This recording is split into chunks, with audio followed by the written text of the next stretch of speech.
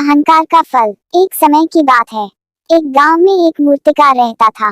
मूर्तिकला के प्रति अत्यधिक प्रेम के कारण उसने अपना संपूर्ण जीवन मूर्तिकला को समर्पित कर दिया था। परिणामतः वह इतना पारंगत हो गया था कि उसकी बनाई हर मूर्ति जीवंत प्रतीत होती थी। उसकी बनाई मूर्तियों को देखने वाला उसकी कला की भूरी भूरी प्रशंसा करता था। उसकी कला के चर्चे उसके गांव में ही नहीं बल्कि दूर दूर के नगर और गांव में होने लगे थे।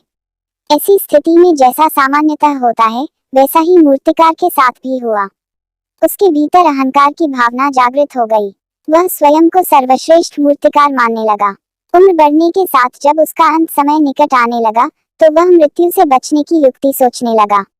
वह किसी भी तरह स्वयं को यमदूत की दृष्टि से बचाना चाहता था ताकि वह उसके प्राण न हार सके। अंततः उसे एक युक्ति सूझ ही गई।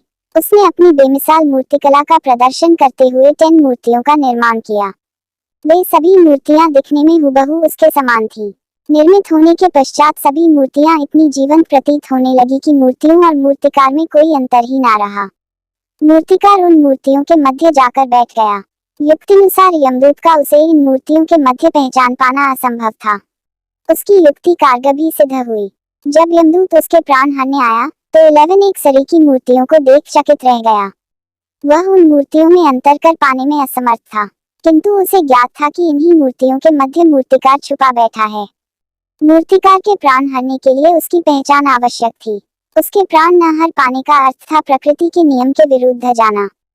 प्रकृति के नियम के अनुसार मूर्तिकार का अंत समय आ चुका था।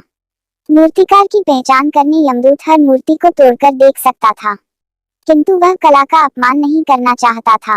इसलिए इस समस्या का उसने एक अलग ही तोड़ निकाला। उसे मूर्तिकार के अहंकार का बोध था, अतः उसके अहंकार पर चोट करते हुए वह बोला, वास्तव में सब मूर्तियां कलात्मकता और सौंदर्य का अद्भुत संगम है। किंतु मूर्तिकार एक त्रुटि कर बैठा। यदि वो मेरे सम्मुख होता तो मैं उसे उस त्रुटि से अवगत करा पाता। अपनी मूर्ति में त्रुटि की बात सुन अहंकारी मूर्तिकार का अहंकार जाग गया। उससे रहा नहीं गया और झट से अपने स्थान से उठ बैठा और यमदूत से बोला, त्रुटि? असंभव, मेरी बनाई मूर्तियां सर्वदा त्रुटिहीन होती हैं। यमदूत की युक्ति काम कर चुकी थी।